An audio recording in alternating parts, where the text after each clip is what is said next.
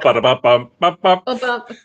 Welcome to Vamp Chat with Dan and Eva, the podcast devoted to vampire fiction, find folklore, and the Gothic imagination.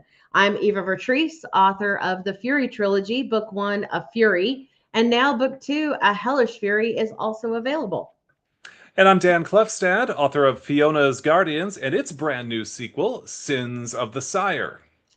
Dan and I have another action packed show for you. But first, we want to tell you that the Dan and Eva book tour will again be venturing outside our home state of Kentucky with a sojourn further south.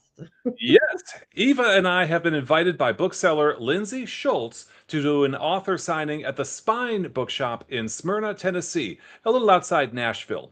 In addition to the signing, we will also stream a special off-schedule Vamp Chat live from the Spine starting at 1 p.m. Central Time on Saturday, October 3rd.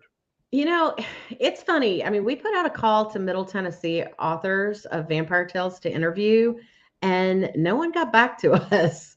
And the only thing I can figure is maybe Tennessee vampire authors stay in their coffins. Maybe. I don't know. But all is not lost. We had an author who lives in Indianapolis, actually further north than we are, want to be on the show. And she's making the longer journey south to join us. That's right. K.A. Schultz is a horror author who also writes vampire stories and poetry. And our second guest for that show on October 3rd will be bookstore owner Lindsay Schultz. No relation. She is, by the way, a huge vampire fan. We would Girl also after my welcome. own heart. Oh, yeah, absolutely. We would also welcome any Tennessee vampire authors to stop in, come out of your coffins, and join us. Yes. Join us Saturday, October 3rd at 1 p.m. Central for this special event. Come see us live or watch it on our Facebook page or YouTube channel. Can't even talk this tonight. God. Okay, Dan and I have been captivated by a brand new book surrounding an 1819 story called The Black Vampire. This book was edited by our close friend Brian Forrest, host of the Toothpickings channel on YouTube. Brian has been on the show before because he's also the foremost expert on the 1972 film Blackula. We are super excited to have him back on the show. Again, Brian Forrest, welcome back to Vamp Chat. Thanks, Hey. Eva and Dan. It's great to be here again. Well, it's great Love to seeing see you you guys. again. Yeah, Yes, absolutely. We're super excited to have you on. Well, Because I'm this book excited is to talk awesome. about this.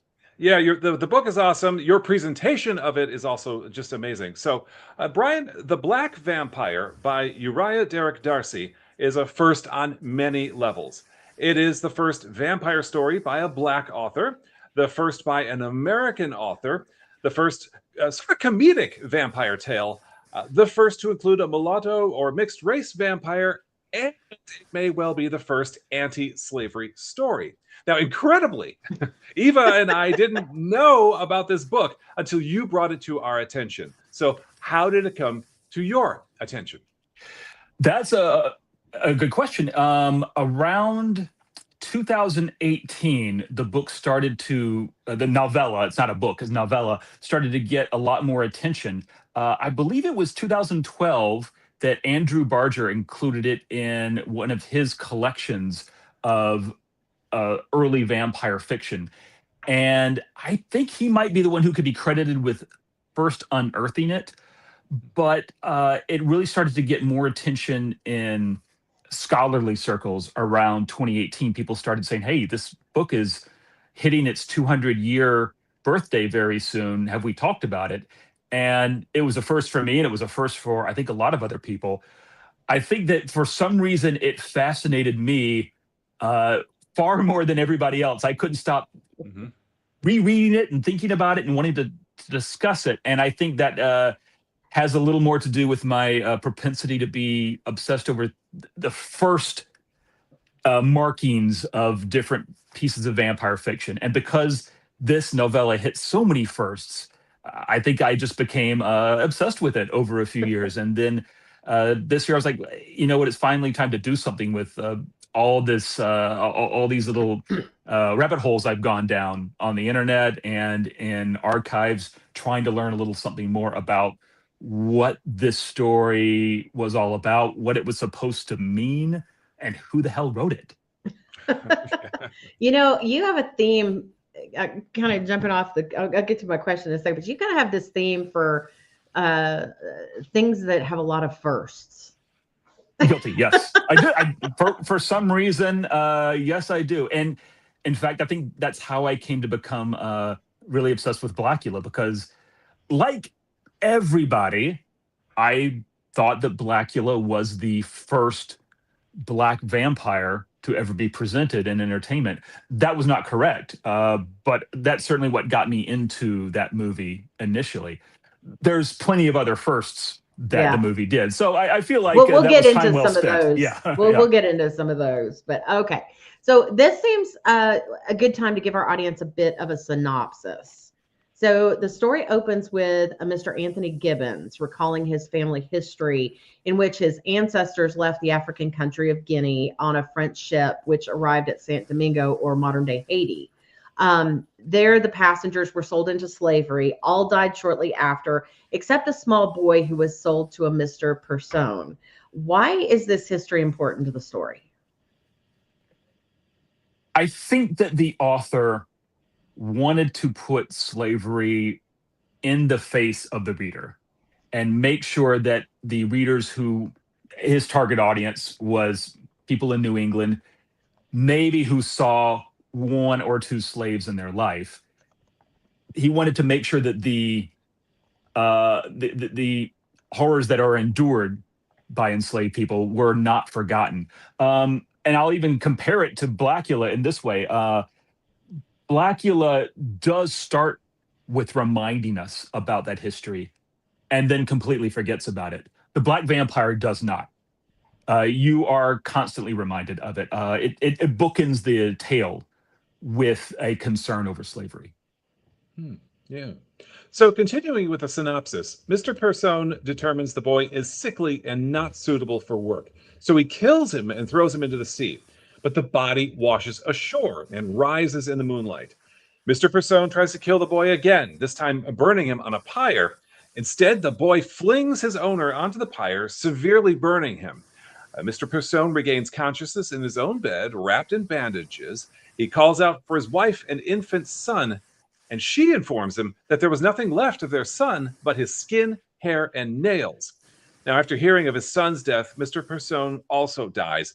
So we have what appears to be also a child vampire who dies. Is this also a first? This would be our first child vampire. Yes. Yeah. Yeah. Okay. If we believe that our main character is a converted vampire at that point, I think that is the case. Although there's no blood drinking, there's no vampiric things happening, but the fact that Persone is not able to kill him tells me that this is a kid who is infected with vampirism. Yeah, Okay. yeah. So skipping ahead many years, the wife, Euphemia. I say Euphemia. Euphemia. That's how I pronounce it in my head. Let's go with that. Now a widow. She's approached by a Moorish or North African character called the Prince, who is accompanied by a European boy named Zembo. And Euphemia is charmed by the prince and, hilariously enough, quickly marries him. I was like, man, I thought weddings happen fast in Kentucky. But after the wedding at midnight, the prince takes Euphemia to her family graveyard. They dig up her son's grave, and the prince uses the blood from her son's heart to fill a golden goblet, which he then forces Euphemia to drink from. Euphemia faints, and she wakes up in her former husband's grave, only to find out that she has become a vampire. This is a trope I've never heard of, so I want to break this down. I mean, would there even be blood to drink? I thought, there was nothing left but hair, skin, and nails.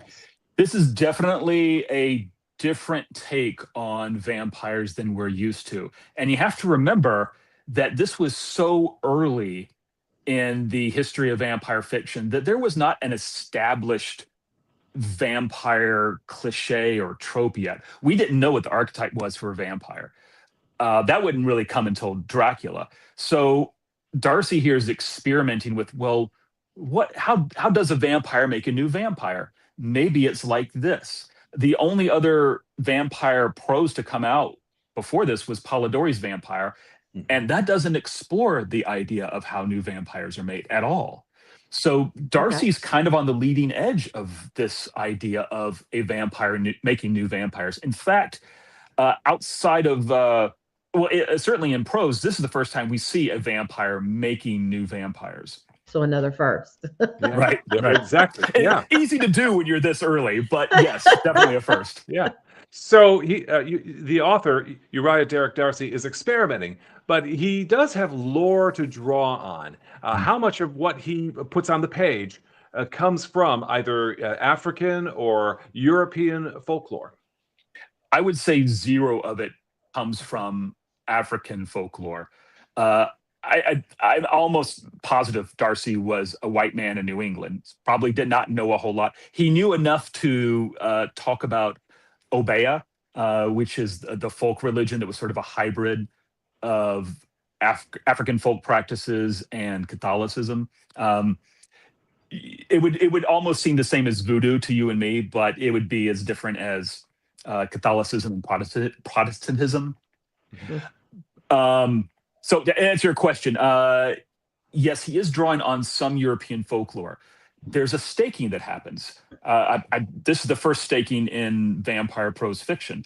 So stakes do kill vampires here, which would be something that he would have drawn on from European folklore and the writings about those folkloric practices. The drinking of the blood is a part of that. They don't go into things, some of the crazier ones you hear about. Garlic is not present here. There's none of the whole thing about throwing stones or seeds on the ground, nothing like that. Nothing about mirrors. That won't come around until Bram Stoker gets a hold of it almost a century later, 80 years or so later. Yeah.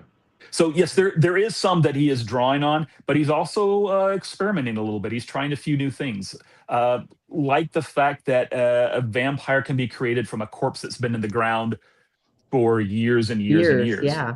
Like the fact that a vampire can eat a corpse that's been in the ground for years and sustain themselves. They don't need to eat someone living. Things like that. Well, as you said, The Black Vampire was published just months after the first English language vampire story, The Vampire by John Polidori. So initially the book credited Polidori's frenemy, let's call it Lord Byron, as the author. And this led to Polidori's depression and later suicide. In what ways do you think The Black Vampire was a response to Polidori's book? Oh, 100% a response. And it's really clear when you read the extra writings that bookend the narrative. So for those unfamiliar, the Black Vampire part of The Black Vampire is only about a little more than half of the pages. The rest of it is Darcy's complaint over plagiarism and American authors not being able to have a chance because cheap European books are flooding the market. And he draws an analogy between Polidori and Lord Byron. At the time The Black Vampire came out, it was beginning to become understood that Lord Byron did not actually write The Vampire. But I think there was enough people who still may have been laboring under that that Darcy was kind of playing with that gray area. Like, who really wrote this book? Who's taking credit for it? Which one of these men is really the vampire here? The one who wrote the book, the one who's taking credit for the book? Which one? So I think that he is trying to make an analogy. He's trying to force the Black Vampire, the narrative, to be an analogy for this larger dispute over who gets credit. We wouldn't have had the term intellectual property back then, but basically whose IP belongs to who. Right, yeah. So in your introduction to The Black Vampire, you note that American literature at the time was dominated by a group of writers called the Knickerbocker Group. They included legendary authors such as Washington Irving and James Fenimore Cooper. But you write that Darcy called this group vampires. Why did he say that? Well, it's hard to know if Darcy really disliked this group, or if he was being self-critical because he was a part of the group. That depends on who you think Darcy really was. Uriah Derrick Darcy is definitely a pen name. The two people who get mentioned as being his actual identity the most are Robert Sands, who was a member of the Knickerbocker group, and it would have been on brand for him to self-criticize or make fun of his own group of writers. Or it may have been a Reverend Richard Varick Day. That is Katie Bray's idea of who may have actually been Uriah Derrick Darcy. He would have been outside of that group and perhaps had a bone to pick with them. Not knowing definitively who Darcy was makes that a little hard to figure out what his motives were. But I suspect he was known to that group. They must have all known each other, whoever Uriah Derrick Darcy actually was. Okay. So there are significant themes running through The Black Vampire that caught my eye, and one of them is the act or idea of mixing. So whether it involves blood, race, religion, can you take us through each of these sub-themes? You could probably do it better than me because you've probably given it more thought than I have, but you're right. There's racial mixing. This is our first time we have an interracial marriage in American literature. It is also the way vampires are created. There's a mixing of blood and soil. Unlike what we're usually used to, vampire bites or an exchange of blood. In order to become a vampire, not only do you drink blood, but you also have to drink this soil. I guess that would be a borrowing of the idea of native soil. And then, of course, there is the mixing of religions going on. And finally, there is a mixing between vampires and enslaved people. Towards the end of the book, we learn that there are other vampires on Haiti, and we don't learn their names or much about them, but there are others around there, and they are working with enslaved people in secret to try to foment a revolution. And I'm probably missing a couple. Eva, are there other mixings that you caught that I missed? You covered the waterfront, I think. I was gonna say, I think I got the bigger one, but there probably are others. Yeah. Well, sticking with the theme of slavery, the hero or anti-hero is a black vampire who was brought to America as a slave. So we have a clear metaphor of the slave trade and capitalist exploitation sucking the lifeblood from enslaved Americans. But you also write that the black vampire is not a full-on critique of slavery. There's some ambivalence there. Tell us more about that.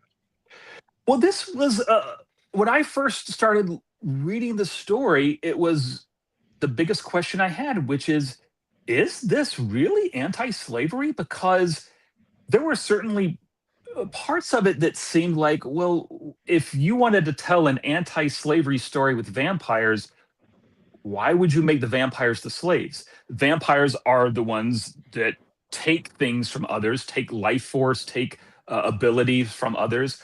That would be the slave owner or the slave master, or at very least the slave trader, not the slave themselves.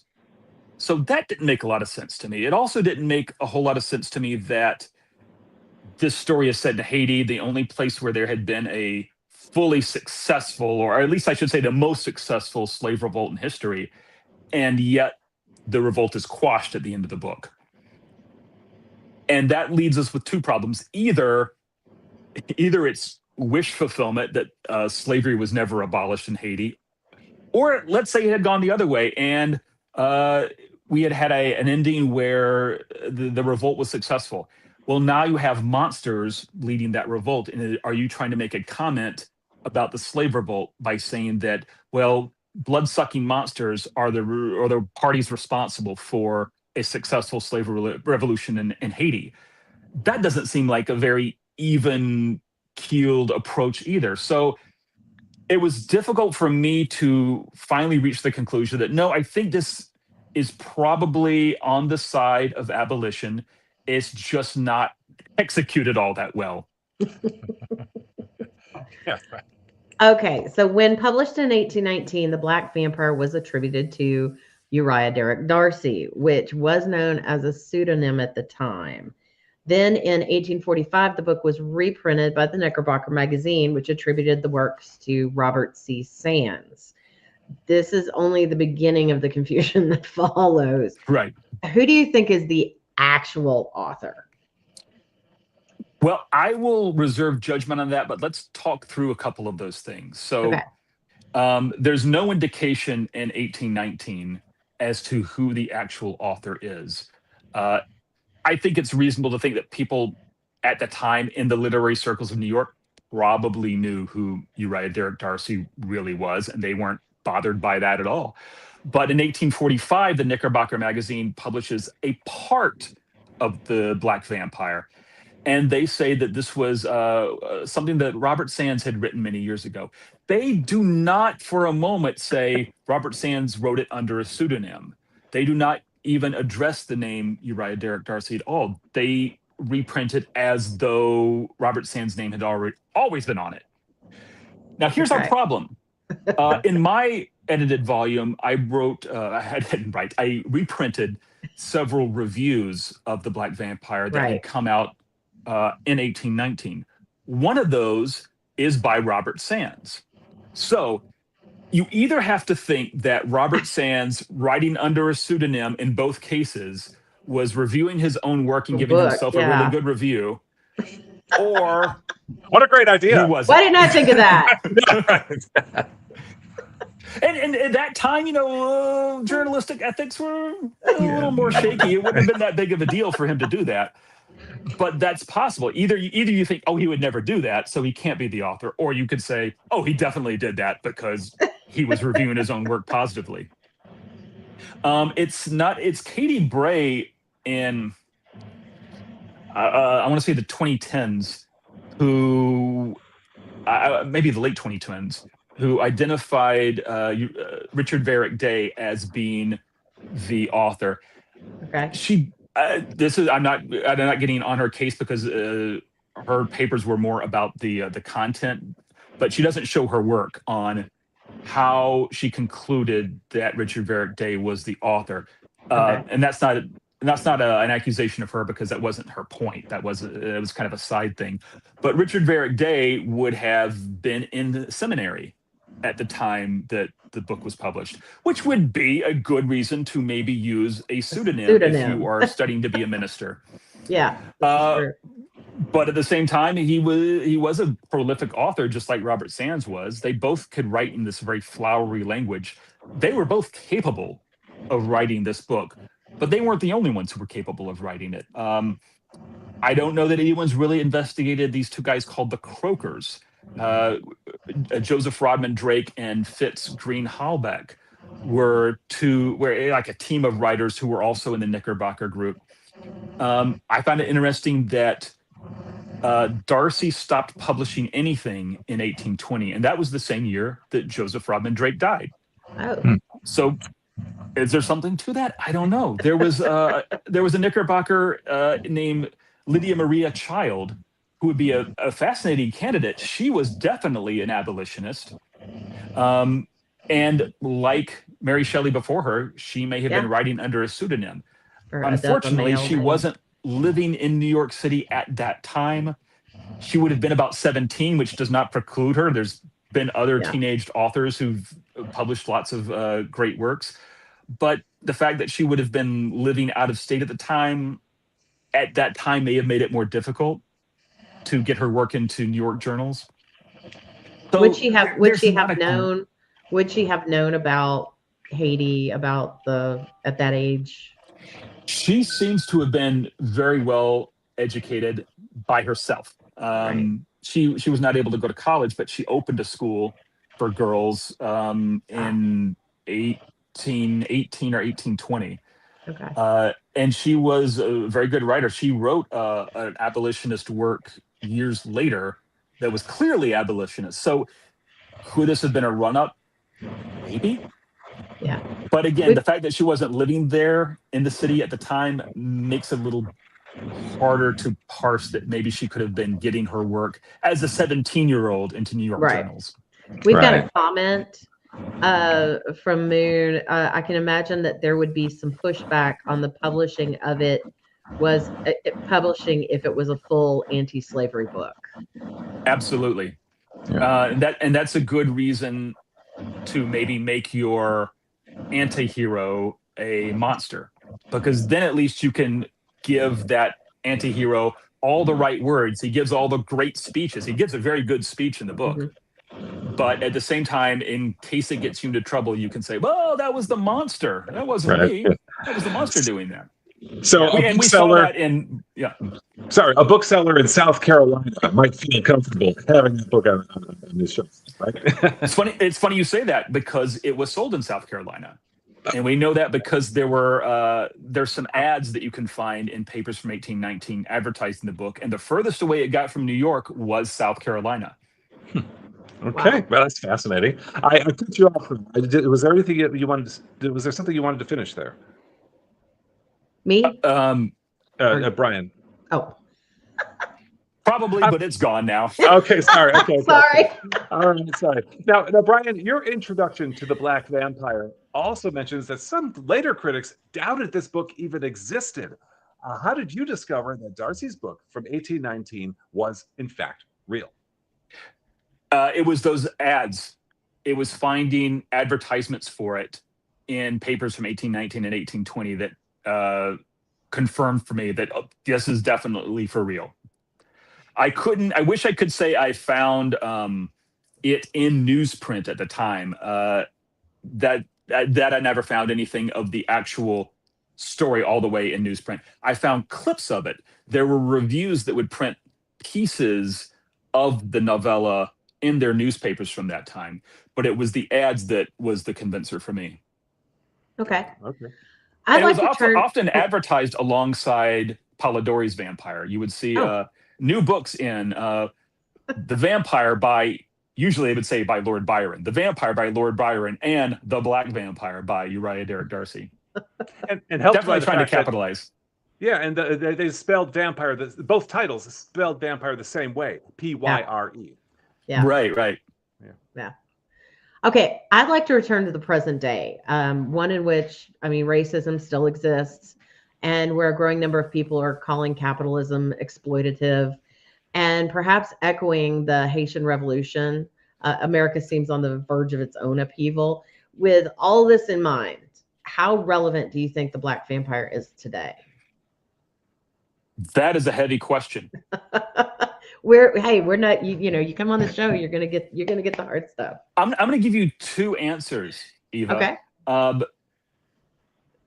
In this country, and it's not just this country, but especially in this country, we've never quite reconciled our past when it comes to slavery and racism. And I don't think we're going to reconcile our present until we deal with that. I think the Black Vampire shows that this is not a new problem. This is something that has been with us for a long time, and it was even getting into genre fiction when the genre fiction first came out. We were so soaked in it that it was almost unavoidable that slavery was going to make its way into a vampire story. Even if that wasn't Darcy's intent to tell an anti-slavery tale, he couldn't resist but use slavery as a metaphor for the point that he did want to make.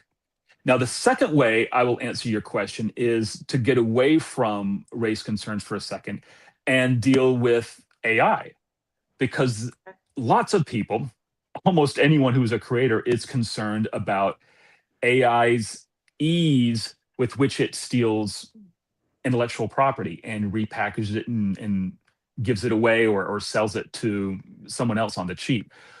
That is also what Darcy was complaining about in the writings he did on either side of the narrative. He was complaining about the inability for creators at that time to get their work out or to make a living on their work. The people in the Knickerbocker group, that was, as you said, the early American writers that were trying to find that American voice. Almost none of them were able to make a living off of what they did because they couldn't get their stuff sold. People were buying works in Europe bringing them over to America and then reprinting them for pennies. So why would you take a chance on a Washington Irving novel when Ivanhoe is available for a fraction of the cost because it's been stolen? Yeah, yeah. Very, very interesting. And Those are Sean, great points. our mutual friend Sean Rourke chimed in the chat here. Damn, that's a good point. Racism has been a subject in genre fiction for 200 years in this country. That's just put it all in context for. Well, I think all of us, Sean. This is yeah. This is Thanks, really, Sean. Yeah, appreciate you. You know, as I was saying that, I was trying to think to myself, was there other genre fiction that race concerns made their way into real early? And a better mind than mine will have to address that, because I couldn't think of anything right off the top of my head, but there's certainly got to be something in there. Okay. If you're just joining us, we are speaking with Brian Forrest, host of the Toothpickings channel on YouTube. Brian also edited a brand new edition of The Black Vampire, and it includes his notes. Brian, stay with us while we tease the final segment of our program, where we review films and TV series. And Eva, I understand you'll be reviewing a 2021 horror miniseries from Netflix. I think Eva's muted. Eva, you muted? You know what? It might help if I unmuted myself, wouldn't it? The werewolves were a little anxious in the background, so I was trying to help out. Yes, in keeping with the dark theme of tonight's show, I will review the 2021 Netflix original miniseries Midnight Mass. And I got to tell you, there's a lot to unpack with this one. I love that show. That is that might be one of my favorite pieces of vampire motion picture media.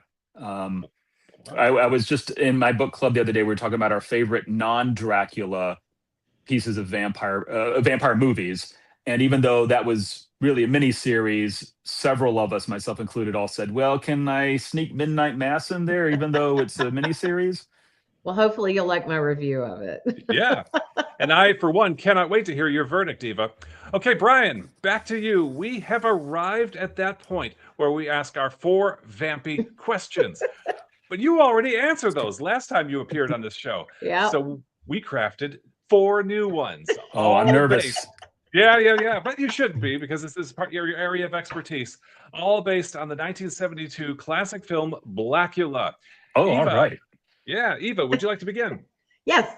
Of all the vampire tropes that Blackula introduced, which is your favorite?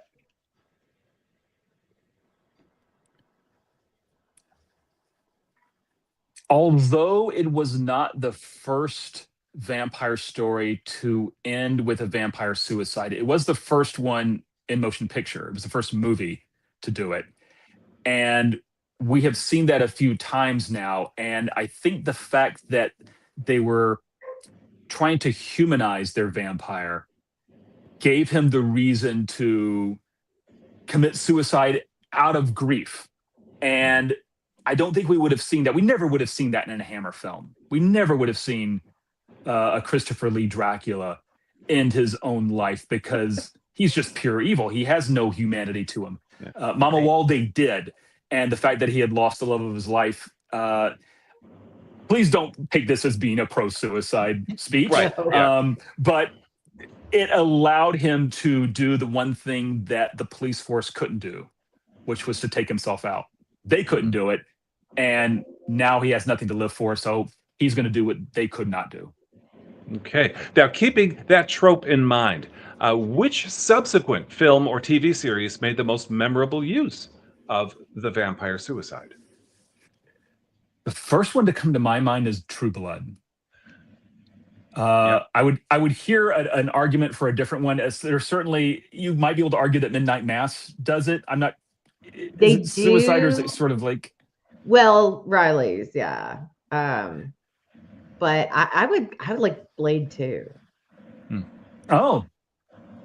There's one in my favorite vampire film, Let the Right One In. If you convince yourself that, I'm going to forget her name, the older lady. Right, who gets bitten Yes. by Ellie. Right. I want to say Bridget, but I might be remembering that name wrong. If you believe that she knows what's going to happen when those shutters are open and she says, "Open the window," then that is very much a vampire suicide. Yeah, but you mentioned True Blood. I think it was season 2, episode 9, where the Eric Northman, the vampire, he tries to convince his sire, Godric, Mhm. who's probably 5,000 years old or something like that, and Godric is just ready to die. And Yeah. like Mama Waldy, walks up to the top of a building and lets the rising sun burn him alive, which is quite an effective. Cinematically, it's very interesting. Right. But again, this is not a show. We are not advocating or romanticizing No, God, suicide. no. Okay. All right. No, absolutely. Yeah. Call the number if you're thinking Mhm. about it. Yes, absolutely. All right. If Blackula were to be remade today, who should direct it? We kind of discussed this before, but Well, yeah, I don't it think we should be discussed Ryan director. Coogler, but I don't know if he wants to. You know, just because he directed one of the greatest vampire movies ever doesn't mean he wants to redo another vampire movie. Oh, come on. You think he's not been thinking about it? You know, maybe someone's whispering in his ear saying, "You can do this." He probably hasn't I even think- thought about it. Maybe. I know don't Tarantino loves that movie. He's probably considered it, I'm but not a he won't do Tarantino it either. fan.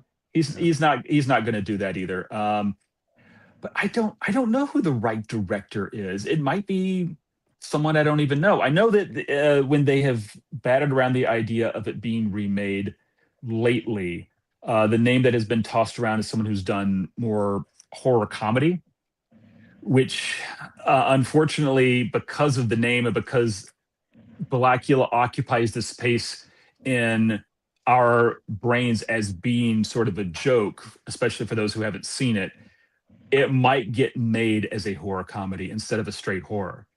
So it might end up that way. But if I had to throw a dart and pick somebody, I would say Nia DaCosta should probably be the one to direct it. Someone in the Okay, chat said all right. Spike Lee. Yeah.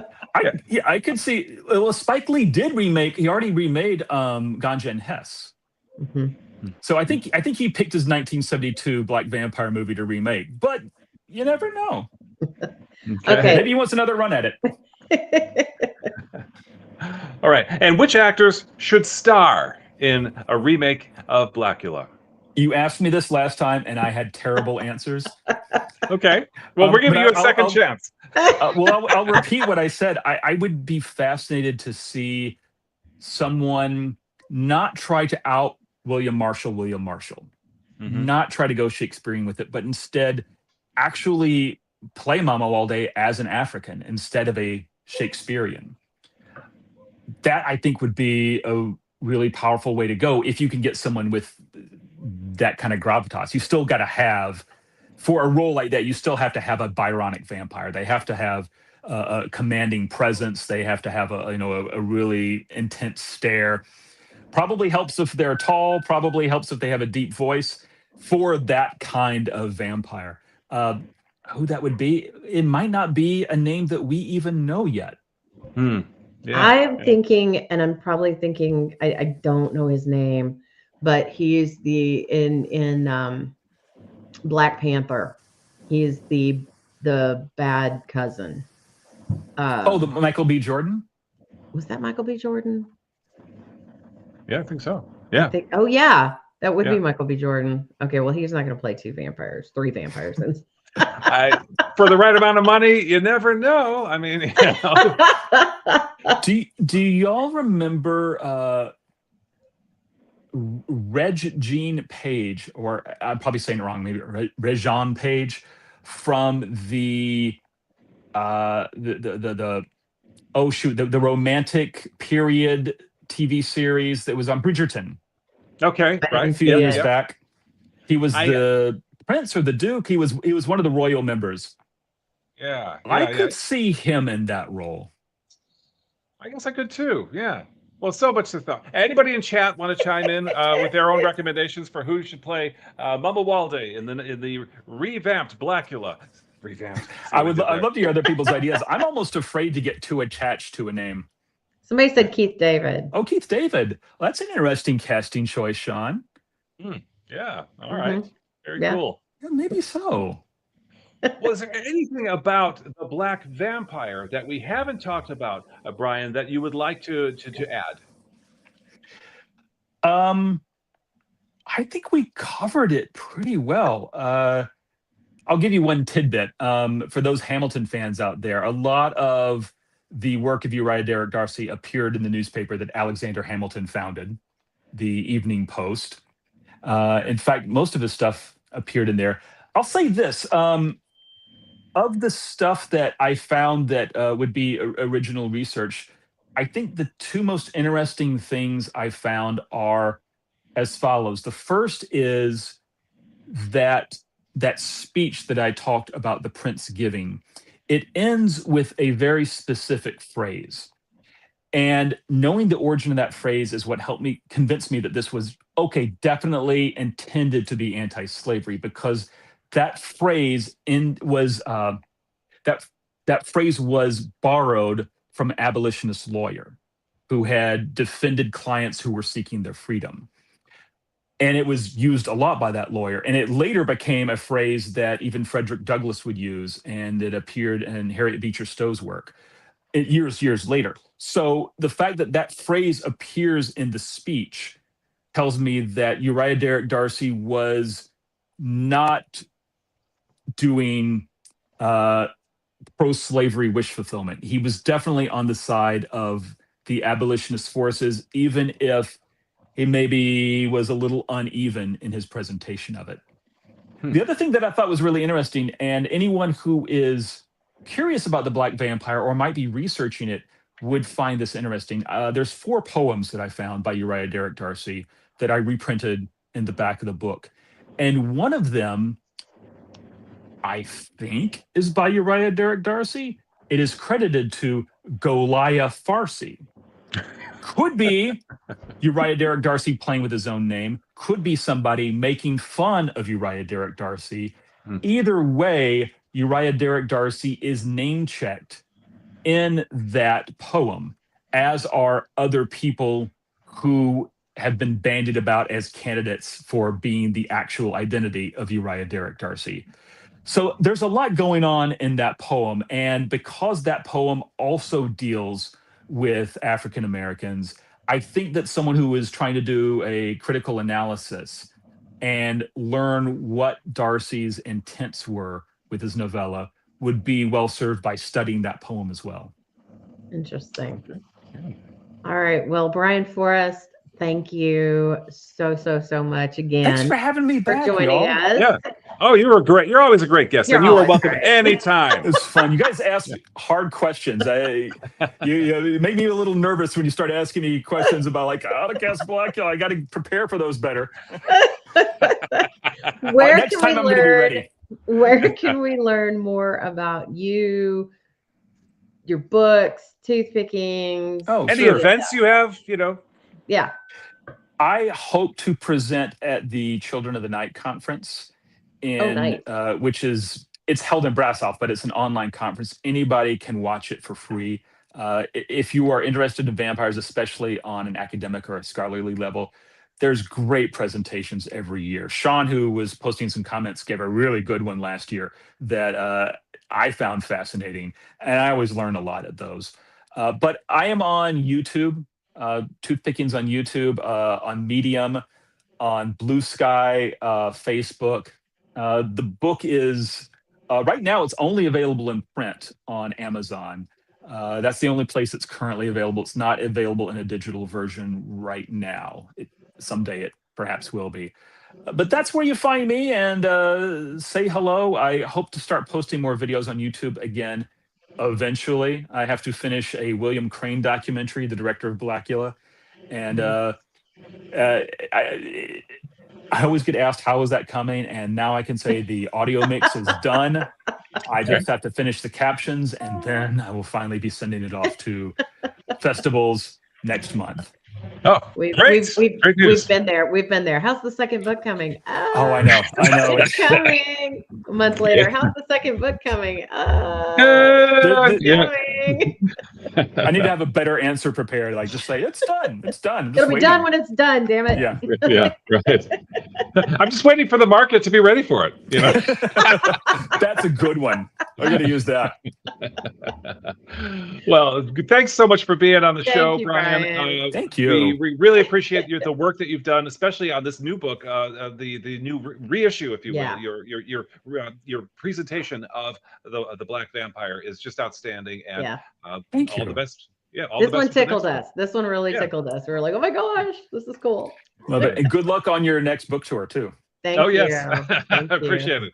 All We'll right, talk to have a you good day. soon. Bye. Well, I that love was love fun. love. I love Yeah. having him on. He's great.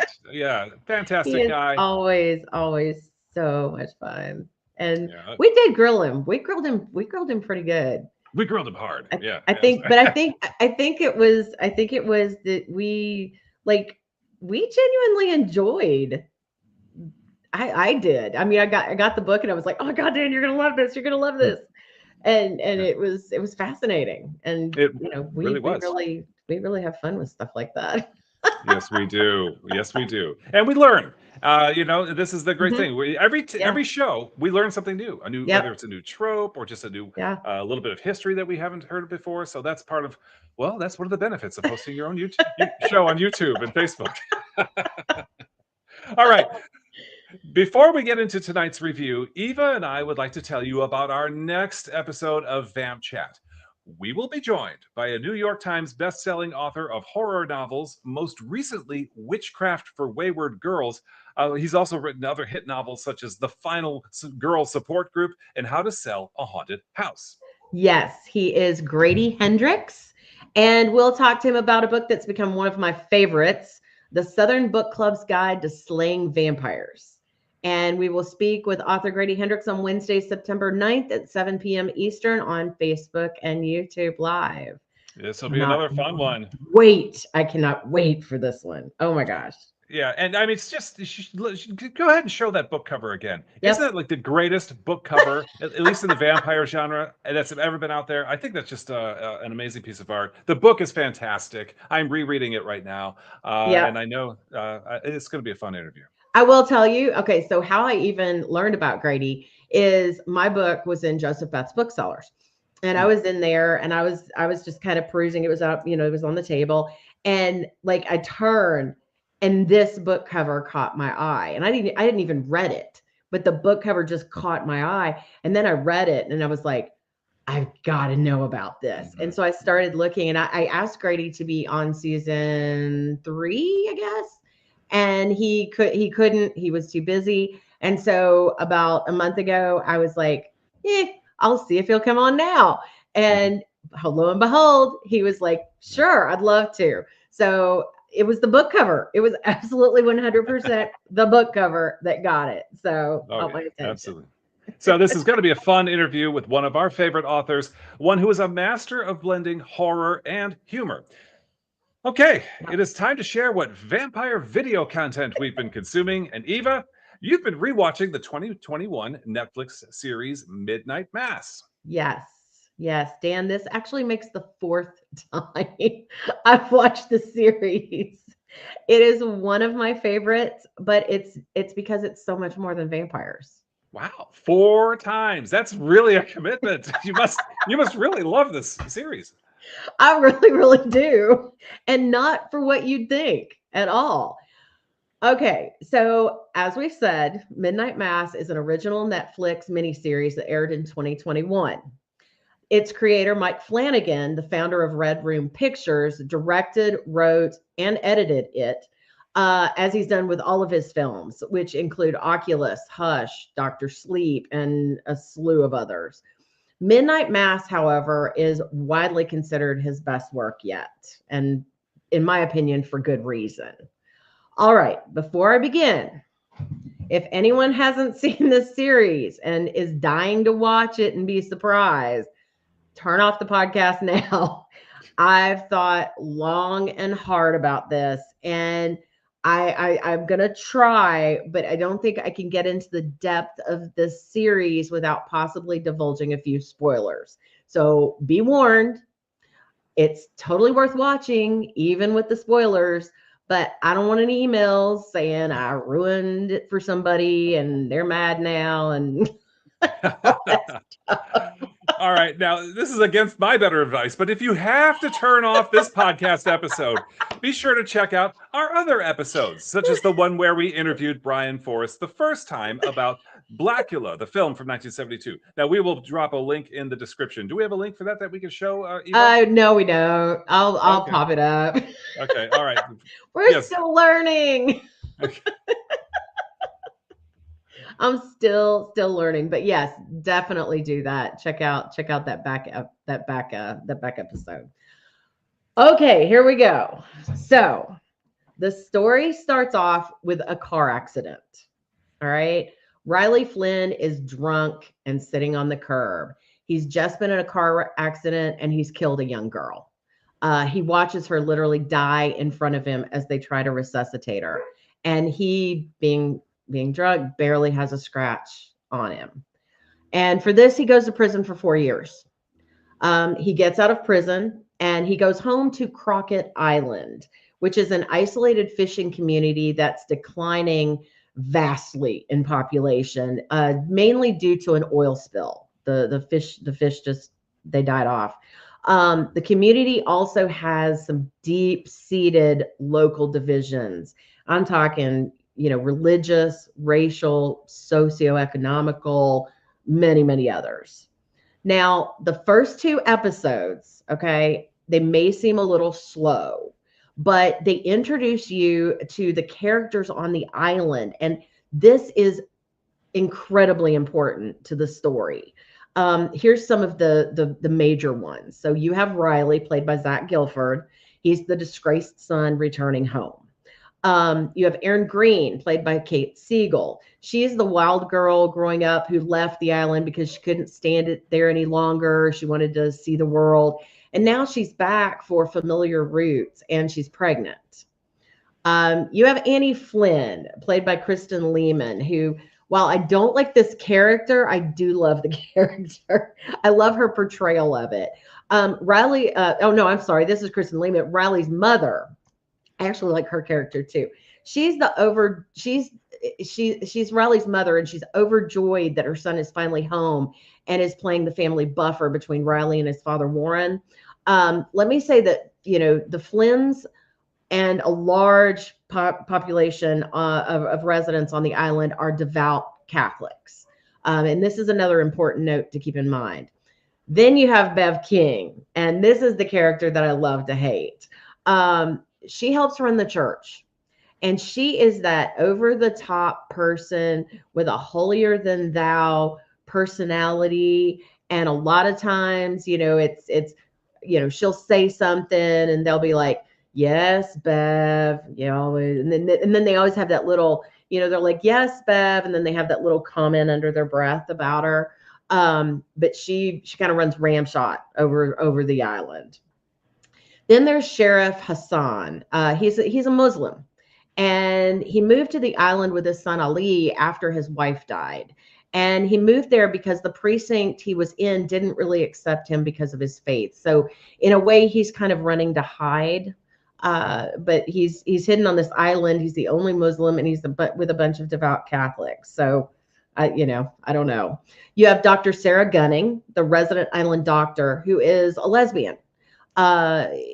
She not only cares for everybody on the island, but she also cares for her mother, Mildred, who broke her hip, is aging with dementia. There's the town drunk, Joe, played by Robert Longstreet, who in a drunken fit one night decided to shoot his gun.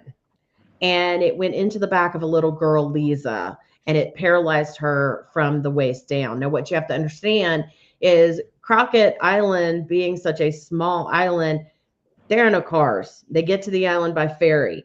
There's no paved roads. Like, everything's dirt. So Lisa has a very, very hard time getting around in the wheelchair. And finally, you have Father Paul. And that's played by Hamish Linklater, he's the visiting priest who's covering for their ailing longtime priest, Monsignor John Michael Pruitt.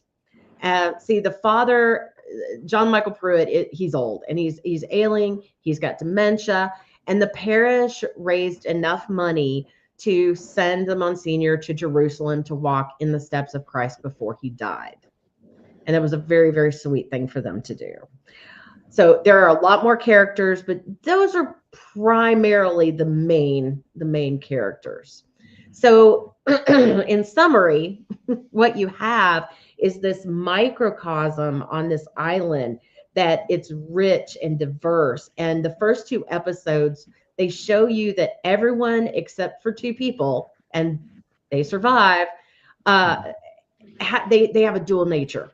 They show their good side and their bad side. Okay, fascinating. So any hints as to about the 2 people, who they may be? I'm going to let you figure out who it is, but I'll give you a hint. They're the 2 people who are who they are the entire time. Okay. All right, I'll go with that. Okay, now I have a game to go along with watching this now. Okay. All right, so now is where my review gets tricky and to not give too much away. Okay, so Father Paul rolls into town. He's covering for Father Pruitt, and he fits into the community basically seamlessly. And things start happening. Miracles start happening. And suddenly his congregation begins to grow. But at the same time, there's some strange things that begin to happen, like hundreds of dead, bloodless cats wash onto shore. People start seeing strange things out their window. And Father Paul begins to get sick and change. So that's where I'm going to stop the synopsis. I know I didn't give you a lot to go on, but I promise you'll thank me. Okay, definitely not a lot, but enough to completely intrigue me, Eva. So give me some stats on this. Okay, I know how you love your stats, so I got them. 87% critic score on Rotten Tomatoes. Rotten Tomatoes. Rotten Okay. Tomatoes. No, 87%. That's a really good score. 80% on the audience score, and it got a 79% on the popcorn meter. Yeah, these are very respectable scores. You know what? They are, and they're deserved. Okay, so I think what draws me to this series, and you know what? If Brian is still on, I'm going to pull him. Let's see. Is he still listening? Maybe Brian. I am still here. Yes. Okay. All right. So I want you being a fan of this show and not giving anything away. I don't think I gave away too much. Okay. I think what draws me to this series is not that there's a vampire in it. Honestly, the vampire is kind of a minor character. What draws me is the characters. Their interactions with each other, their dark sides, their blind faith, even in the face of evidence. And ultimately, I think the other thing that draws me in is the conversations that this movie sparks when you're done watching it. I mean, Crockett Island and the supernatural elements are completely made up, but the series draws heavily from the creator's real life. So Flanagan was raised Roman Catholic and served as an altar boy. The tight-knit, isolated parish dynamics match his very early experiences. The main character, Riley Flynn, reflects Flanagan's own past struggles with alcohol and his personal journey through recovery and sobriety. The show mirrors Flanagan's personal questioning of religious dogma, faith, guilt, and morality. And he says this, that he wrote it, he edited it, he directed it. He states this is where this movie came from. That's a lot to consider in a movie. Brian, would you agree? Absolutely. I mean, this is, even though we jokingly say this is the best vampire story Stephen King never actually wrote, it is a very personal, and you can tell. I mean, I'm making a joke about being a Stephen King story, but Stephen King stories happen to have a lot of personal material in them. Yeah. As anyone who's read a biography on him knows. And I think that is why Midnight Mass is so powerful. Would you also say it's the conversation that it sparks once you're finished? For me, it wasn't. Okay. Okay. I haven't had many conversations about it, to be honest. So I applaud and I recognize welcome. that is. Maybe No, conversation thoughts in your head. this is one of the first conversations I've had about it that was beyond how awesome was that show? That was awesome, great, it was fantastic. Yeah. Yeah, I'm going to watch that again. Leave it to us to tear it apart. But I think the fact that it was able to be a vampire story that was not, it was not romantic. It was not filled with beauty. It did not make you want to be a vampire in any way. I Made you not want to live on appreciated Crockett that. Island too. No, I appreciated that. I appreciate stories about monsters that can be both sympathetic but also make you not want to be that thing. Yeah. And that is very true in Midnight Mass. Yeah. Yeah. Yeah. Well, here on Vamp Chat, we have a rating system of 20 drops of blood, with 20 being the highest. Eva, how much blood will you spill for Midnight Mass? I thought about this. You know, this series explores the dangers of religious fanaticism, the corrupting nature of self-righteousness, how human beings project their deepest fears of death and guilt onto faith. It promotes thought and discussion, and it makes you wonder about yourself and the people you interact with and how you interact with those around you. Maybe to me, a lot more than to Brian. It was a cool movie. I will say, the first time I watched it, now mind you, I've watched it 4 times now. So, but the first time I watched it, I was like, damn, that's a good show. And I was like you, Brian, I was like, that was a really, really good show. Then I made the mistake. Well, not the mistake, but I watched it a second time. And then I watched it a third time. Yeah. And now I've watched it a 4th time. So I have been able to go in and see all those little nuances, and my brain started turning. And now I'm just like, wow, this is one freaking deep series. So yeah. Eva, I'm curious, what did you catch in your later viewings that maybe you glossed over the first time? So oh God, let me think here. Jeez. The blind faith, the true blind faith, the whole concept of the blood is the life. See, I'm gonna give it away. I can't. I don't want to give it away. In the cave.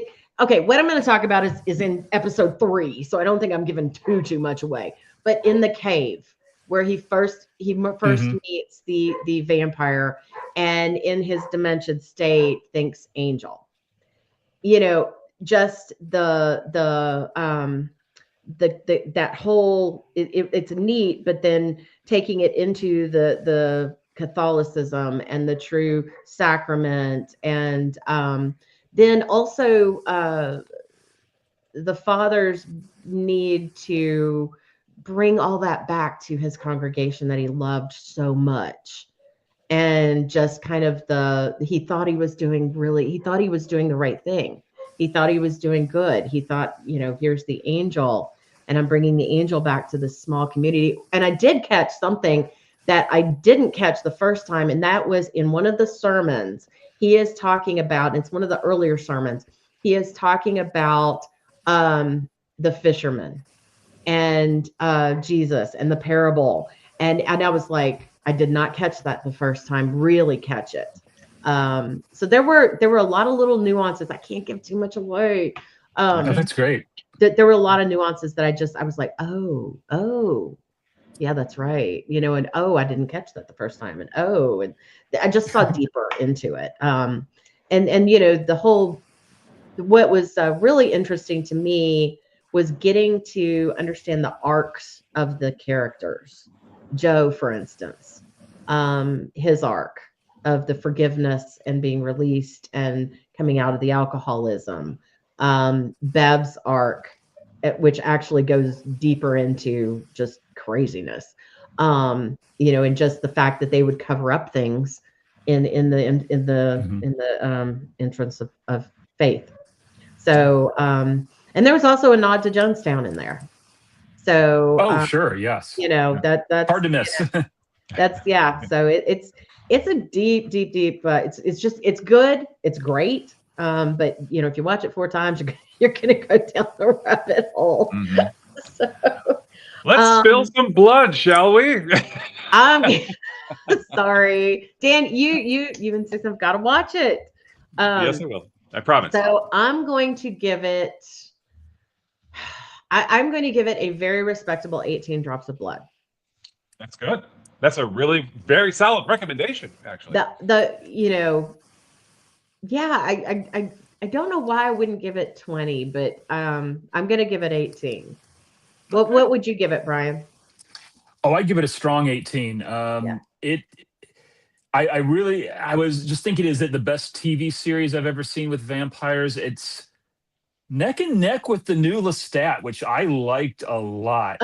I've not seen it. There's a whole story behind that. That's fine. The Lestat one is so recent that it's hard to get enough distance from it. But I think a strong 18 drops, and that's I think the 2 down from 20 is only because 20 I think you reserve for the Sinners of the Worlds and the 1922 Nosferatus of the world, and I don't think that's a slight at all. The ending was rough for me. It was like hard to watch, or it took something away from you. No, it didn't take anything away from me. It was a rough ending. It was, it's not a pretty story. It's really not a pretty story. No, not at all. So it is not a feel good tale at all. No. So and I think the only maybe vampire story shouldn't be. Yeah. I'll tell you what, I'm gonna knock it down, because if I'm looking at drops of blood and this is Vamp Chat, the vampire being such a minor character, kinda, is gonna knock it down too. I think that's fair. Okay.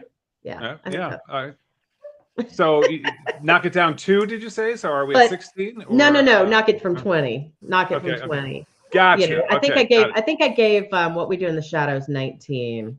Yeah, I did too. Yeah. But this is. I mean, it's one's a comedy, one's not a comedy, but they're both. It's a damn good series for anybody. What's the chat saying? What are they having to say? How many drops is the chat giving? Let's Midnight see. Mass? The chat. Oh my God! Watch Lestat. 18 nice. 18 nice. Okay. So yeah. Do we have time for me to tell my embarrassing story about Midnight Mass? Oh, absolutely. Please. Yes. So I'm going to turn my camera on for this. I understood, maybe falsely, that Midnight Mass, the TV series, was based on a book or a short story. And I wanted to read it because I liked the series so much. So I found on Audible or Spotify, I found the audiobook version. And all right, let's get down. Let's read this. And there's a prologue. And the prologue is told as a memory. And the thing I remember the most is the priest. I'm like, oh, all right. So somebody survived and is reflecting on this time. Okay, that different from the TV series, but that's okay. Chapter 1, page 1, they're fucking right off the bat. Wow, that's a strong start, I think to myself. Not at all like the TV series, but okay, maybe you got to get your readers in somehow. Let's see what happens in chapter 2. Chapter 2, we're fucking again. And at that point, I said, is it possible that this is not the same Midnight Mass TV series with the priest? And it wasn't. It was a hardcore erotica with a priest, not a vampire priest. Oh, brilliant. I have to watch out for that one. When Google goes wrong. Yeah. Right. Cautionary tale. That is awesome. I wasn't going to give up initially because there's plenty of vampire erotica out there, and who knows how Midnight Mass got started, but it was not the same story. Yeah. I would have loved to have been a fly on the wall for that one. Oh yeah. Appreciate you sharing that. That's Oh my God. That is hilarious. Well, thank you, Brian, again for weighing in. Absolutely. Thanks We'll see for you again. letting me stick around and tell that story. Yeah, absolutely. All right. We'll talk to you again soon.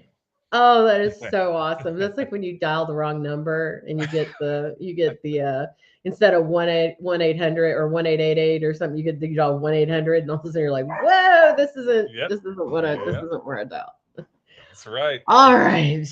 So, as you can tell, this is going to be an amazing season. And we have another surprise too, in addition to the Grady Hendrix. Mhm. So, that will be announced here in a few weeks. So, follow us on Facebook and Instagram. Or you can go to vampchatwithdanandeva.com and leave us your email address to get breaking Vamp Chat news early. Well, sounds like a great service. I would sign up for that, wouldn't you? I would. Yeah, We got all lots right. of cool stuff.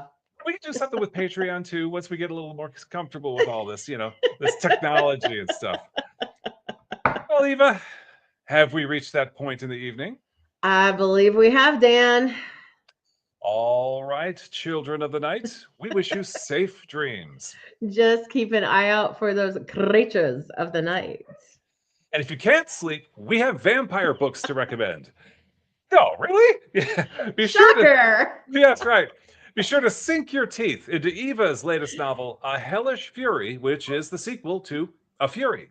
Or this might be the perfect night to devour Dan's latest novel, Sins of the Sire, the sequel to Fiona's Guardians.